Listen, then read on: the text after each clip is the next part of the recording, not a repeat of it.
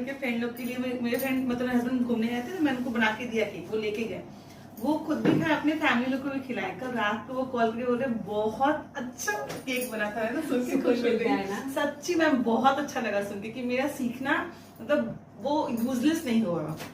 आपका मैं बनाई थी बर्थडे में, बेटी का बर्थडे में, तो मेरे हस्बैंड बोल रहे थे कि देखिए सिखाइए कैसा केक, अच्छा बनेगा तो ठीक है और यदि खराब बनेगा तो एकदम तो खा के देखिए। पहले तो मूंगनी सा मामा मेरे से भी बहुत ही बेस्ट केक बना हुआ है। Very good. पापा बोले ये सुन के मेरे को बहुत शांति मिली, इतना बढ़िया केक बनाई है। जो केक बना के ऑर्डर देते हैं ना दुकान पे, उसको भी मैं खिलाई।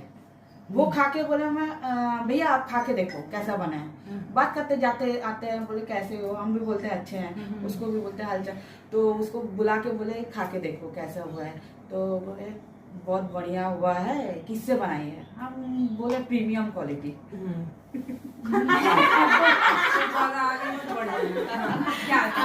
আমি সবাইকে ফার্স্ট খাইয়েছি, খুব ভালো লেগেছে। আর মোটামুটি 7টা কেক করে দিয়েছি। অর্ডার লিয়া? হ্যাঁ 7টা। মানে একটা টু টায়ার আপনাকে জিজ্ঞাসা করেছিলাম না, ওটাও ডেলিভারি করেছি, ওটাও 1500 নিয়েছি। আর মানে আমাকে वो सुकून मिलता है ना जो हमारा फर्स्ट ऑर्डर जा रहा हो। বেবি শাওয়ারের কেক ডেলিভার করেছি 1 পাউন্ডের। আমাকে হঠাৎ করে ফোন করেছে, আমি সবাইকেই বলি যে রিভিউ দিতে, কেমন খারাপ হলেও বলতে আর ভালো হলেও বলতে। আমাকে ফোন করে বলছে যে তুমি কি কেক দিয়েছো, এবার আমি বলছি কিছু গন্ডগোল করে ফেলেছি।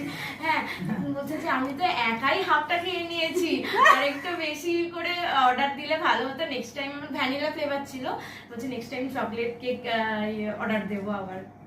वेरी गुड ऐसे ही करो।